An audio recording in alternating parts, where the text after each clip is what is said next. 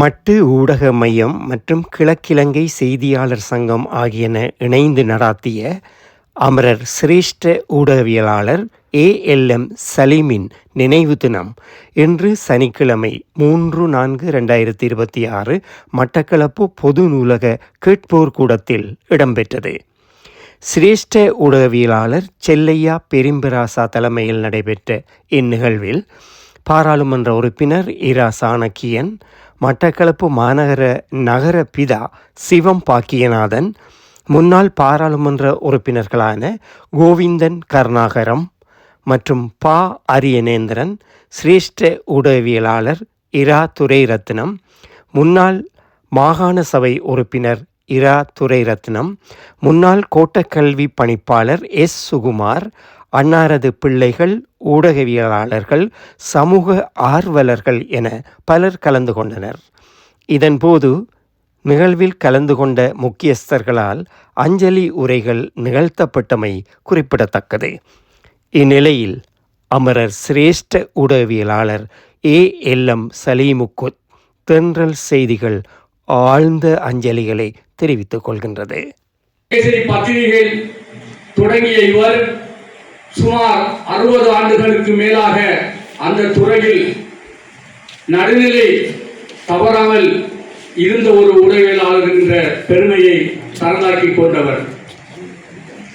அத்தகைய பெருமகன் வீரகேசரியில் தொடங்கி தினவதி, சிந்தாமணி, தினகரன், சுடரொளி, யாழ் உதயன், வலம்புரி மற்றும் தமிழ்நெட், தேனாரம் இவ்வாறு இலங்கையில் வெளிவந்த சகல பத்திரிகைகளிலும் பிராந்திய செய்தியாளராக வலம் வந்தவர்.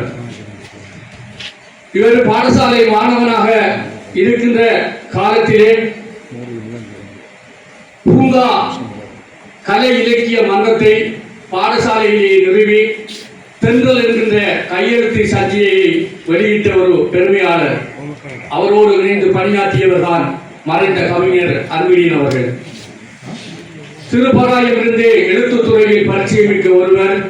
ஆனால் இவர் செவிவழியாக யாரும் ஒரு செய்தியை சொன்னால் அதனை உடனே அறிக்கை செய்து உரிய இடங்களுக்கு அனுப்பி வைப்பவர் அல்ல. அந்த செய்தியை 10 பேர் 15 பேர் சொன்னாலும் கூட உரிய களத்திற்கு சென்று அதன் உண்மை நிலவரங்களை அறிந்து அவர் அதை அறிக்கையிடுவார். நாங்கள் இழந்து விடுவோம். மிக அருமையாக அந்த அந்த மக்கள், அந்த பள்ளிவாச தலைவர்கள் மத்தியிலே சில உதயங்களை செய்தார். அவர் எல்லோருக்கும் ஆச்சரியம். அந்த புலிகளும் இருந்தார். பின்னர் 2 நாட்கள் புலிகள் கட்டுப்பாட்டுக்கு சென்றவுள்ள அந்த நிர்வாக பிரிவுகளை, நீதி நிர்வாகம், போலீஸ் போன்ற நிர்வாக பிரிவுகளை சென்று அவருடைய கட்டமைப்பு எப்படி இருக்கிறது என்பதை பற்றி நான் அந்த நேரத்திலே தமிழ்ச்செல்வன் அவர்கள் தனியாக சலீம் என்னை அழைத்து சென்று உரையாடியிருக்கிறார். அந்த உறவு என்பது சலீம் அவர்களுக்கும் தமிழ் தலைவர்களுக்கும் இடையிலான உறவு என்பது அது சொல்லி விளங்கி வைக்க முடியாத ஒரு அவர் தனியே முஸ்லீம் தலைவர்களோடு மாத்திரமில்லை, தமிழ் தலைவர்களோடு மிக நெருக்கமாக போகிறார். இன்னொரு சம்பவத்தையும் நான் தான் தெரியாதவர்களுடைய சலீம் அவர்கள் மிக நெருக்கமாக பழகிய ஒரு அரசியல்வாதி அமைச்சர் சொன்னால் மஜித் அவர்கள், சம்பந்துரை மஜித். அதற்கு தெரியாத சம்பந்துரை மஜித் மிக நெருக்கம். சலீமுக்கும் அவருக்கும் இடையிலான உறவு என்பது மிக நெருக்கம். அவர் ஒரு தடவை தன்னுடைய ஊடக செயலாளராக சலீமை பதவியேற்குமாறு வலியுறுத்தி செய்கிறார். சலீமினுடன் சொன்னார், நான் அமைச்சரின் ஊடக செயலாளராக போனார், அந்த பதவி இருக்கும் நிலையில் தான் நான் அடையாளப்படுத்துகிறேன். அதன் பின்னர் நான் இந்த ஊடகத்துறை அந்நியப்படுத்துகிறேன். சலீம் என்ற இந்த அடையாளம் இல்லாமல் போயிடும். ஆகவே அவர் நினைத்திருந்தால் மிக வசதியாக வாகனங்கள் வசதிகள் எல்லாம் கிடைத்து அவர் ஒரு அமைச்சின் ஊடக செயலாளராக இருந்திருக்கலாம். ஆனால் அவர் அதை ஏற்றுக்கொள்ளவில்லை, இறுதி வரை ஏற்றுக்கொள்ளவில்லை. மஜித் என்னிடம் ஒரு முறை கூறியிருக்கிறார், நான் இவ்வளவு நேரம் கேட்டிருக்கிறேன், அவருக்கு சம்மதிக்கிறார்கள். அவை அவருடைய எப்பொழுதுமே யாருக்குமே சோரம் போகாத ஒரு ஒரு மனிதராக நான் அவரை இந்த 40 வருட காலம் கேட்கும். நான் நினைக்கின்றேன் அவருடைய இந்த செய்தித்துறை அர்ப்பணிப்பு என்பது எப்பொழுது இருக்கிறவர்களுக்கு இருக்குமா என்பது தெரியாது. அந்த நேரத்தில் தொலைபேசி வசதி இல்லை, இந்த ஃபெக்ஸ் வசதி இல்லை. அவருடன் அந்த நிந்தவூரிலிருந்து மாலையிலே இங்கே மட்டக்களப்பு வருவார். இங்கே ரயில்வே பார்சல் ஒன்று போடலாம், அதாவது ரயில்வே திரைக்களத்திலே அந்த செய்திகளையும் படங்களையும் கொடுத்து விட்டால் விடிய காலம் 5 மணிக்கு அங்கே போர்ட் ஸ்டேஷனில் 15 நிறுவனங்கள் அதை பெற்றுக்கொள்ளும். இப்படி ஒரு முறை இருந்தது. அதற்காக நிந்தவூரிலிருந்து அவர் அதிகமான நாட்கள் இங்கே வருவார். அந்த அவருடைய போக்குவரத்து செலவு இதெல்லாம் கூட்டி கணக்கு பார்த்தால் அவருடைய படத்துக்கும் செய்திக்கும் அது கட்டுப்படிக்காமல் இருக்கு. ஆனால் அந்த செய்தி, அந்த தகவல் அந்த மக்களை சரியான முறையில் சென்றடை ஓடும் என்பதில் அவர் காட்டிய அர்ப்பணிப்பு. அவர் அந்த சன்மானத்துக்காக, அது இருக்கிற வருமானத்துக்காக அவர் அந்த தொழிலை செய்தார் என்பது நான் நம்ப மாட்டேன். அதைவிட அவர் அந்த தன்னுடைய செய்தி 100% நம்பகத்தன்மையாக இருக்க வேண்டும் என்பதே மிக உறுதியாக இருந்தார். பல ஊடகங்களாக உண்மையிலே நானும் அதிலே நேரடியாக அவரோடு எனக்கும் அதில் ஒவ்வொரு நாளும் எதிர்கொள்ளும் ஒருவரே கூடுதலாக சகோதர இனத்தை சேர்ந்த இஸ்லாமிய பாராளுமன்ற உறுப்பினர்கள் எங்களுடைய செய்தி எழுதுவதும் குறைவு, நாங்கள் அவங்களுக்கு எங்களுடைய செய்தி அனுப்புவதும் குறைவு. அது ஒரு துரதிருஷ்டவசமாக நான் நினைக்கிற ஒரு பிரிவினை உண்டு. மதிப்புக்குரிய சிரேஷ்ட ஊடகவியலாளர் துரைரட்னம் ஐயா சொன்னது போல சில விசமிகளால் இராணுவ புலனாய்வுகளால் உருவாக்கப்பட்ட இந்த 2 இனங்களையும் பிரிக்கிறதுக்கு செய்யப்பட்ட பல விடயங்களின் காரணமாக இந்த இனம் 2 தமிழ் பேசும் உறவுகள் பிரிந்திருக்கும் ஒரு காலப்பகுதியிலே இன நல்லிணக்கத்துக்காக அவருடைய சேவை உண்மையிலே ஒரு பாராட்ட வேண்டிய ஒரு விடயம். அந்த சேவைகளை பற்றி அந்த பல விடயங்களை நாங்கள் பலர் சொல்லிதான் அறிந்திருந்தோம். ஆனால் அவருடைய இல்லத்துக்கு சென்ற பொழுதுதான் நான் நினைக்கிறேன் சுனாமி ஆண்டு அவர் ஏற்பாடு செய்திருந்த ஒரு மதிய விருந்தை பற்றி அவருடைய இல்லத்திலே நான் அறியக்கூடியதாக இருந்தது. அதை கேட்ட பொழுது நான் ஆச்சரியப்பட்டேன். என்றால் அப்படியான ஒரு எத்தனையோ பேர் இருக்கும் பொழுது அன்றைக்கு ஒரு மதிய உணவு ஒன்றை அவருடைய தலைமையிலே ஏற்பாடு இல்லாட்டி அவர் ஏற்பாடு செய்ய அவர் கலந்து கொண்டு இருந்த ஒரு மதிய உணவை பற்றி கேட்ட பொழுது உண்மையிலேயே நான் ஆச்சரியப்பட்டேன். அந்த அளவுக்கு இன நல்லிணக்கத்தை பற்றி அவருடைய அந்த சேவையில் இருந்திருக்கு. எனக்கு ஒரு தனிப்பட்ட அனுபவம் கூட, நான் அம்பாறை மாவட்டத்தில் இருக்கும் சில நிகழ்வுகளுக்கு சென்றால் ஏதோ ஒரு வகையாக சலிமையா இருந்தால் என்னுடைய பேர் அடுத்த நாள் செய்தியிலே வரும். என்னுடைய புகைப்படமும் எத்தனை பேர் பாராளுமன்ற உறுப்பினர்கள் வேறு அதிகம் எத்தனை பேர் வந்தாலும் என்னுடைய புகைப்படம் ஒன்றும் கட்டாயம் அந்த செய்தியிலே வரும். நான் குறிப்பிட்ட விடயம் சிறிதாகாவது என்னுடைய பேருடன் அந்த செய்தியிலே வரும். உண்மையிலே இந்த தொழில் தொடக்கம் பொலிகண்டி வரைக்கும் அந்த பேருந்திலே கூட நான் நினைக்கிறேன் அந்த நின்றவூர் பிரதேசத்தை கடந்து வரும் பொழுது எனக்கு முழுமையாக அந்த நேரத்திலே ஒரு சிக்கலான ஒரு காலப்பகுதி என்றால் கோவிட் தொற்று பரவுகின்றது என்று சொல்லி பல தள உத்தரவுகள் இருந்தது. பொதுமக்கள் அதிலே வரக்கூடாது என்று போலீசார் பல விடயங்களை செய்த பொழுது உண்மையிலே அந்த நிகழ்வு நடக்கப் போகின்றது. இதுக்கு ஆதரவாக இஸ்லாமிய சகோதரன் கலந்து கொள்ள வேண்டும். அவரும் அதிலே கலந்து கொண்டு ஒரு சிறப்பான ஒரு பணியை அவரை எப்படி இன்னும் அவருடைய இன நல்லிணக்கத்துக்கான அவருடைய சேவைகளை பற்றி இன்னும் பல விடயங்களை சொல்லலாம். ஆனால் இன்னும் அவருடன் சமகாலத்திலே வேலை செய்து அவருடன் நெருக்கமாக இருந்த நண்பர்கள் பலர் இருக்கும்படினால் அந்த விடயங்களை அவர்கள் சொன்னால் பொருத்தமாக இருக்கும்ன்றதால் அதை எப்படி நான் அதோட கூட சொல்லியிருக்கப்படவில்லை.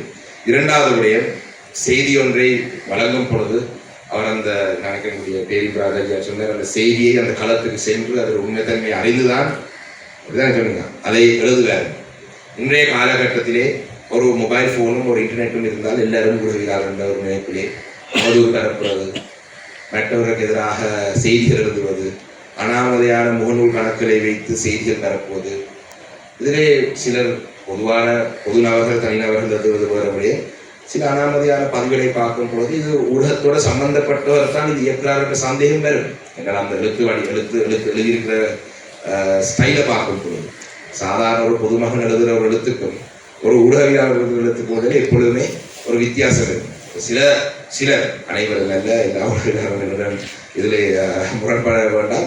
சில ஊடகவியலாளர்கள் இந்த அனாமதையான முகநூல்களை வைத்து போலியான செய்தியை எழுதுகிற காலப்பகுதியிலே இப்படியானவர்கள் எவ்வாறு அந்த ஊடக பணியை ஒரு ஒரு புனிதமான ஒரு பணியாக செய்திருக்கிறார் என்பதை உண்மையிலே இன்றைய ஊடகவியலாளருக்கு ஒரு முன்னுதாரணமான ஒரு செயல்பாடு அவர் காட்டி சென்றிருக்கிறார். அந்த வகையிலே எதிர்வரும் காலங்களிலே நான் நினைக்கிறேன் எங்களுடைய இன நல்லிணக்கத்தை இன்னும் அதிகமாக உருவாக்குறதுக்கு பலப்படுத்துவதற்கு ஊடகவியலாளருக்கு பெரிய ஒரு பணி ஒன்று, பெரிய ஒரு பங்கொன்று இருக்கு அந்த பணியை செய்வதிலே. அந்த வகையிலே அந்த பணியை தொடர்ந்து நீங்கள் இப்பொழுது செய்வது போல எதிர்காலத்திலே இன்னும் சிறப்பாக செய்ய வேண்டும். அந்த பணியை சிறப்பாக செய்வதற்கு என்னுடைய பங்களிப்பு எப்பொழுதும் இருக்கும் நான் நினைக்கின்றேன்.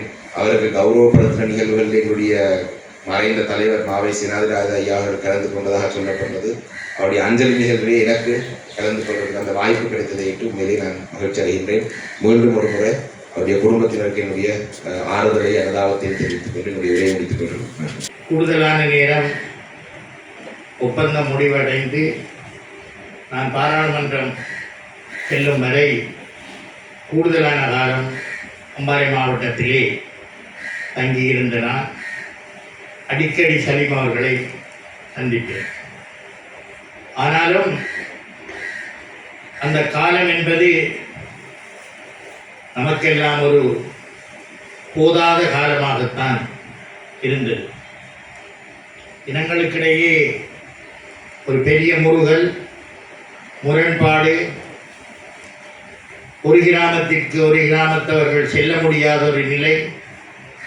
அந்த நேரங்களிலே சலீம் அவர்களுடன் பேசும்போது மிகவும் கவலையுடன் பேசுவார். நாங்கள் தமிழ் பேசும் மக்கள் ஒன்றாக இருந்தால்தான் எங்களுடைய இருப்பை தக்க வைத்துக் கொள்ளலாம். இல்லாது போனால் கிழக்கு மாகாணம் ஒரு பேரினவாதிகளின் மாகாணமாக மாறிவிடும். எங்களை பிரித்தாளும் தந்திரம் அவர்களுக்கு நிறையவே இருக்கின்றது என்று தன்னுடைய மனக்குமுறலை கூறிக்கொள்வார்.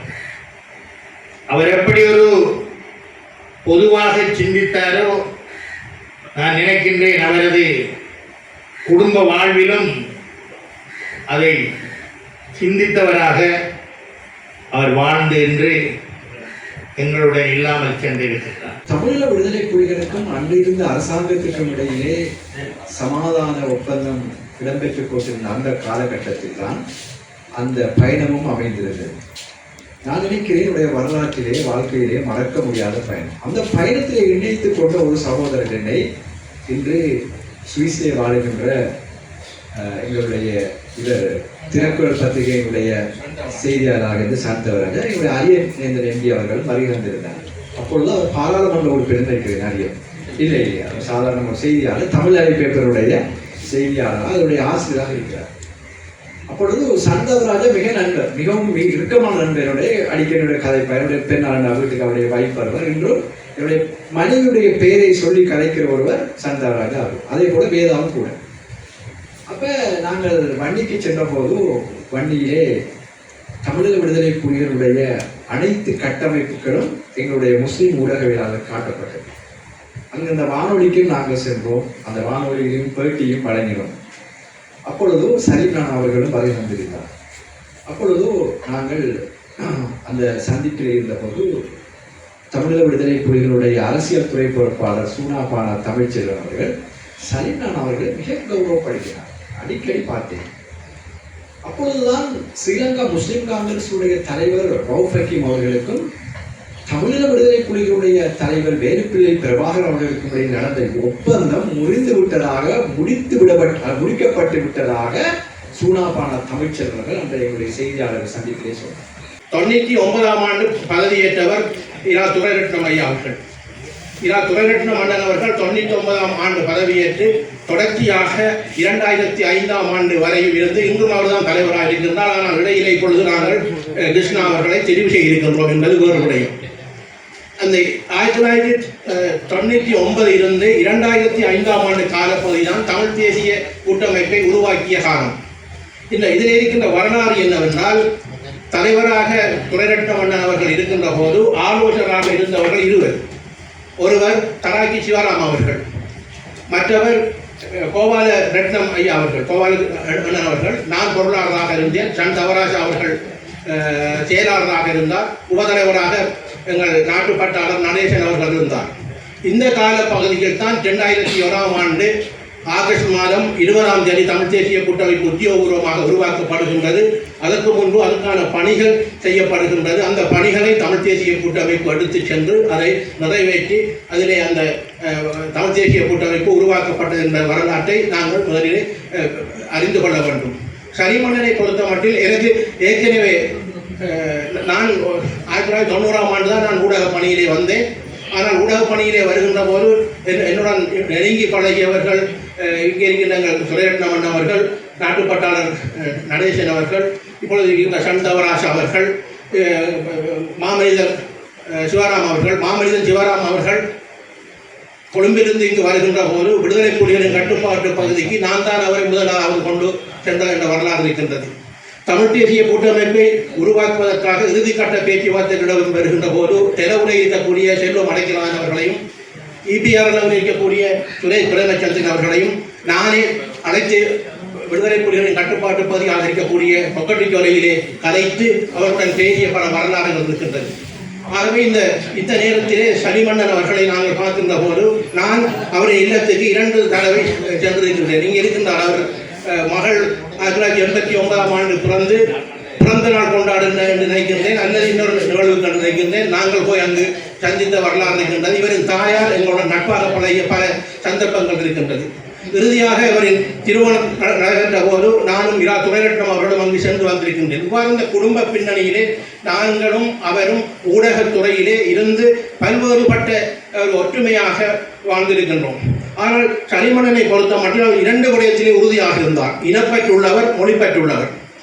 இனப்பற்று என்பது தான் ஒரு இஸ்லாமியர் என்பதிலே அவர் தூய்மையான ஒரு இஸ்லாமியராக இருந்தார். அதை நாங்கள் மறக்க முடியாது. நான் முதல் நியமனம் பெற்று ஒரு 3 மாதங்களிலே அங்கே ஆசிரியர்கள் மிகை என்று சொல்லி என்னை இடமாற்றி விட்டார்கள். மிகவும் தூர பெருசு.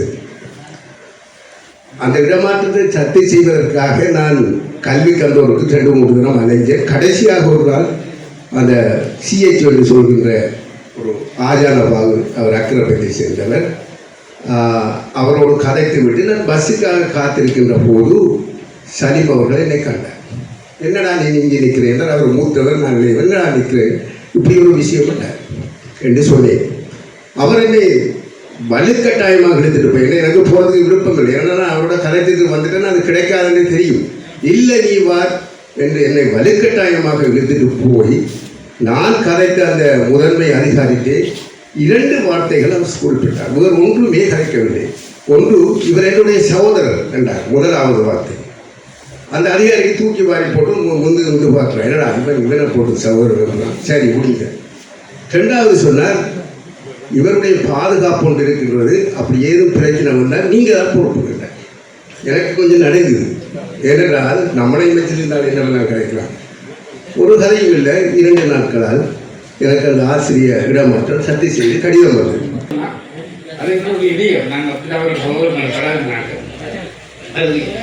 வடமாகாணத்தில் வடமாநில தொழிலாளர் நடத்துகிறாரோ முதலமைச்சர் விக்னேஸ்வரோட பேச்சுவார்த்தை முன்னோடியாக செயல்பட்டேன். முல்லைத்தீவு வேணுமா, மன்னார் வேணுமா, வவுனியா வேணுமா, கிளிநொச்சி வேணுமா, யாழ்ப்பாணம் வேணுமா, எல்லா மாவட்டத்திலும் கூட வந்திருக்கேன். 35 வருடங்கள் யுத்த சூழ்நிலையில் இந்த வாகனத்தையும் எடுத்துட்டு வந்து பேச்சுவார்த்தைகள் மாநில பேச்சுவார்த்தைகளோட வந்திருக்கிறாங்க. உலகின் தொழிலாளருக்காக ஒரு செலவு கொடுத்த மாகாணத்தை நாங்கள் கருதுகிறோம். அதே நேரம் என்னோட இக்கம் நெருக்கமாக எந்த சாமம் சொல்லி தந்து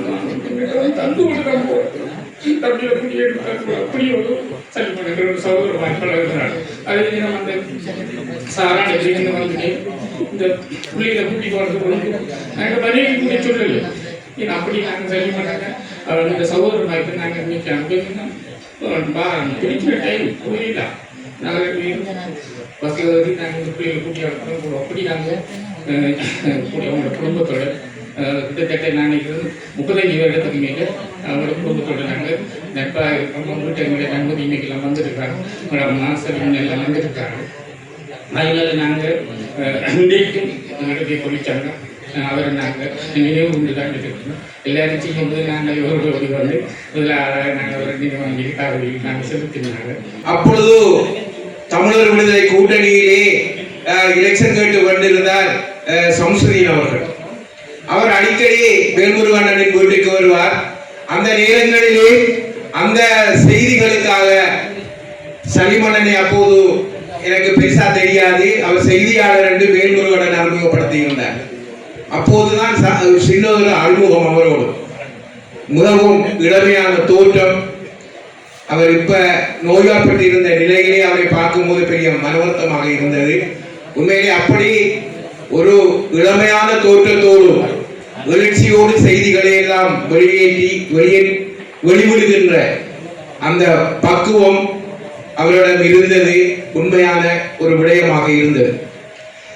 இன்னும் ஒரு தடவை நான் இங்கு இருந்த காலப்பகுதியிலே பாண்டிருப்பூர் திரௌபதியம்மன் ஆலய விழாவுக்காக சென்றிருந்த போது அங்கே இந்த வாழ்மாத்துகின்ற அந்த சந்தையிலே அந்த வாழ்மாத்துகின்ற ஒரு நிகழ்வு நான் அந்த ஓரமாக இருந்திருந்தேன். அப்பொழுது சலிமன்னன் தனது வைஃபோட காரில் வருகிறார். அந்த காரை ஓரமாக நிறுத்திவிட்டு அங்கே வந்து அந்த படம் எடுத்து அதை செய்தியாக்குகிறார். அப்போது சொன்னார், சிவம் என்னை காணவில்லை போல இருக்குது, நான் வாழ்மாத்திர செய்தியை நாளைக்கு தகவலாக வெளிப்படுத்துவேன் என்று சொன்னார். கிழக்கிழங்கை செய்தியாளர் சங்கம் அவங்களுக்கும் எங்களோட குடும்ப சார்பாக நன்றிகளை தெரிவிக்கிறோம். சில விடயங்களை இந்த இடத்துல ஞாபகப்படுத்தலாம் இருக்கு.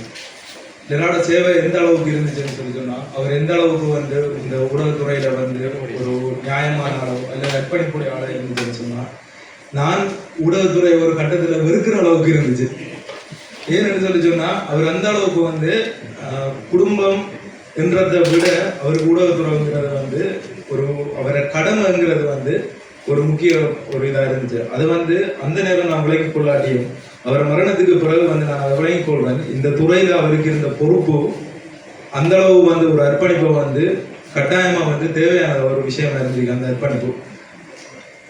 அதே மாதிரி இந்த இடத்துல பேசக்கூடியவர்கள் வந்து சொன்னாங்க, அவர் ஒரு நியூஸை கூட வந்து நேரில் சென்று பார்க்காம பப்ளிஷ் பண்ணதில்லைன்னு சொல்லி. இப்போ அது வந்து முற்றிலும் உண்மை. ஒரு முறை வந்து எனக்கு ஞாபகம் இருக்குது, நான் சின்ன பிள்ளையா இருக்கிற டைமில் ஒரு இதில் வந்து ஒரு இன்சிடென்ட் ஒன்றில் வந்து ஒரு பொம்பு டிஸ்போசல் யூனிட் வந்து பொம்பு டிஸ்போஸ் பண்ணும்போது பிளாஸ்ட் ஆகிட்டுன்னு சொல்லி. அப்போ எங்களுக்கு நியூஸ் வருது வீட்டு என்னன்னு சொல்லிட்டேன்னா, அந்த இடத்துல ஒரு யமஹா மேட் மோட்டர் பைக் வந்து இருந்தார். அப்போ வீட்டை எல்லாருக்கும் பயமா இருந்தது என்னன்னா, யமஹா மேட் மோட்டர் பைக்னா இவர் தான் எப்படியும் அந்த இடத்துக்கு போகாம அவர் அந்த நியூஸை போட மாட்டார். அப்போ அந்த இடத்துல அவரும் இருந்திருக்காரு. அப்போ வீட்டை எல்லாருக்கும் பயம். கிட்டத்தட்ட ஒரு 1 hour வந்து கேட்லேயே நிற்கிறோம், பார்த்துட்டு நிற்கும், வருவாரா இல்லையா ஒரு செய்தியும் இல்லை. நேரம் தொடர்பு கொள்றதுக்கு ஃபோனும் இல்லை. அப்போ பார்த்துட்டு இருக்கிறோம், பயத்தில் இருக்கிறோம். அப்போ அந்த டைமில் ஒரு 1.5 மணி நேரம் கழிச்சு வந்தேன். அப்போ வந்த நேரத்தில் என் மம்மி கொஞ்சம் மலர்ந்து செஞ்சு நீ அவர் இடத்துல முரண்பட்ட இடங்கள் இருக்கு. இப்போ அப்படி வந்து அவர் அந்த ஆபத்துகள் இருந்தாலும் அந்த இடத்துக்கு போய் அந்த இடத்துல இருந்தால் அந்த செய்தியை சேகரித்து அதை வந்து பப்ளிஷ் பண்ணக்கூடிய ஒரு ஆள். இந்த இடத்துல இன்னொரு விஷயத்த வந்து நான் ஞாபகப்படுத்த கட்டாயமாக கடமைப்பட்டீங்கன்னா என்னன்னா, அவர் அர்ப்பணிப்புக்கு பின்னால மம்மியில வந்து தியாகமும் இருக்கு. இப்போ அவட இப்போ எப்படியான பயங்கள் இந்த இதுகளில் வந்து அவர் தியாகம் பண்ணின அந்த இதுவும் இருக்கு. அதால் வந்து இந்த இடத்துல நான் அவரையும் வந்து கட்டாயம் வந்து ஒரு பாராட்டுன்றதை விட நான் அவள் வந்து நினைவுற இது செஞ்சிருக்கேன். இதே மாதிரி நான் திராட வாழ்க்கையிலிருந்து எடுத்துக்கொண்ட விஷயங்கள் வந்து 2-3 இருக்கு. முதலாவது வந்து அர்ப்பணிப்பு. இன்றைக்கு நான் எந்த கடமையில் வந்து நான் பொறுப்பாக இருக்கிறேன். இப்போ நான் வந்து ஒர்க் பண்ணுற இடத்துல ஒரு முக்கியமான ஒரு இடத்துல ஒரு மக்களோட வாழ்க்கை சம்மந்தப்பட்ட ஒரு இடத்துல வேலை செஞ்சுட்டு இருக்கேன். அப்போ அந்த இடத்துல வந்து இன்னைக்கு வந்து என்னன்னு சொல்லிட்டேன்னா, அந்த வேலையில் இருக்கிற பொறுப்பு, அந்த அர்ப்பணிப்பு, நான் இந்த கடமையை நான் சரியா செய்யணும்ன்றதை நான் முதலாவது படித்தது வந்து எல்லா மகனுக்கும் வந்து தன் தந்தை தான் ரோல் மாடல். அதை நான் படித்தது வந்து இவர்கிட்ட. 2வது விஷயம் வந்து நான் அவரை படித்தது வந்து என்னன்னு சொல்லிட்டேன்னா, அவரை வாழ்க்கையில் வந்து படித்து கொண்ட விஷயங்கள் வந்து காசு பணம் சம்பாதிக்கிறத விட மனிதர்களை சம்பாதிக்கணும். இதை நான் அவர் வாழ்நாளில் பார்த்ததை விட அவர் மறைவுக்கு பிறகு வந்து நான் பார்க்குறது வந்து நிறைய வீட்டை வாரவங்க, அவர் மரணத்துக்கு வந்தவங்க, இப்போ எப்படியானவங்க வார நேரம், அவங்க பேசுகிற நேரம், அவர் செஞ்ச விஷயங்களை சொல்கிற நேரம் தான் அவர் எப்படியான ஒரு வெளியுலக வாழ்க்கையை வாழ்ந்திருக்காருங்கிற விஷயம் வந்து எனக்கு பிறகு தான் தெரிய வந்தது. அந்த விஷயங்களை கூட நான் அவர் வாழ்க்கையிலேருந்து படிக்கக்கூடிய இருக்கிறேன். அதே மாதிரி இன்னொரு விஷயத்தை வந்து அவர் என்னை கற்றுத்தந்த விஷயம் வந்து ரெண்டு பார்த்தீங்கன்னா சிம்பிளிசிட்டி, அதாவது வந்து எளிமை. இப்போ இந்த ஒரு இடத்துக்கு வந்து நான் இப்போ ஒரு என்னென்னு சொல்ல ஒரு ஃபார்மல் அட்டையரில் வந்திருந்தா கூட நான் என்னால் வந்து இப்படி ஒரு ஃபார்மல் அட்டையரில் வந்து வரைய இயலாம், கொஞ்சம் கஷ்டம் எனக்கு அந்த இப்படி அட்டையர் ஒன்று போட்டு வரையலாம். இது ஒரு நிகழ்வுன்றதான் மறுபடி நான் நார்மலாக வந்து ஒரு கேஷுவலான ஒரு ஒரு உடையமைப்பில் நான் வந்து எல்லா இடம் போகக்கூடிய ஒரு ஆளாக இருக்கேன். அதுக்கான காரணம் வந்து என்னென்னா, ஒரு காலமும் நான் டெராவை பார்த்தது இல்லை, ஷர்ட்டை டக் பண்ணி கோட் போட்டு ஒரு பெல்ட் ஒன்று போட்டு ஷூ போட்டு அப்படி நான் பார்த்தது இல்லை. ஏன்னா அவர் எங்கே போனாலும் ஒரு சிம்பிளாக அவர் ஜொப்புக்கு ஏற்ற மாதிரி ஒரு ஆளை தான் போகும். ஈவன் எங்களோட கன்வெகேஷனுக்கு கூட வந்தால் கூட என்ன செய்வார்னு சொல்லி அவர் கேமராவோட முன்னுக்கு நிற்பார். அப்படி அந்த என்னன்னு சொல்ல எந்நேரம் வந்து அந்த அவர் ஜேர்னலிஸ்ட் ஐடென்டி கார்டு வந்து எந்நேரமே வந்து பாக்கெட்டில் இருக்கும். இப்போ அந்த ஐடென்டி கார்டு வந்து அவர் எடுத்து வெளியில் ஒரு இடத்துல வச்சு ஒரு சேர்த்து பாராளுமன்ற உறுப்பினர் இரா சாணக்கியன், அதேபோன்று மாநகர சபை மேயர் சுகம் பாக்கியநாதன் அவர்கள், முன்னாள் பாராளுமன்ற உறுப்பினர் கோவிந்தன் கருணாகரன் ஐயா அவர்கள், அதேபோன்று முன்னாள் பாராளுமன்ற உறுப்பினர் அரியநேந்திரன் ஐயா அவர்கள், அதேபோன்று சிரேஷ்ட ஊடகவியலாளர்களான பேரின்பம் ஐயா அவர்கள், அதேபோன்று அம்பாறையிலே இருந்து வருகின்ற எஸ் யோகநாதன் ஐயா அவர்கள், எங்களுடைய சோமார் ஐயா அவர்கள், கிழக்கு இலங்கை கிழக்கு மாகாண பத்திரிகையாளர் சங்கத்தின் தலைவர் தேவாதிரன் அவர்கள், அதேபோன்று இந்த நிகழ்விலே வருகை தந்து இவ்வளவு நேரமும் இங்கே இந்த நிகழ்விலே கலந்து கொண்டு இந்த நிகழ்வினை கௌரவித்த எங்களது சலீமன்னன் அவர்களின் குடும்பத்தினர்களையும் அவர்கள் அனைவருக்கும் நான் இந்நேரத்திலே எங்களது சங்கம் சார்பாக நன்றிகளை தெரிவித்துக் கொள்கின்றேன். குறிப்பாக எமது சங்கத்தின் தலைவர் கிருஷ்ணகுமார் அவர்களுக்கு நான் எனது நன்றியை தெரிவித்துக் கொள்கின்றேன்.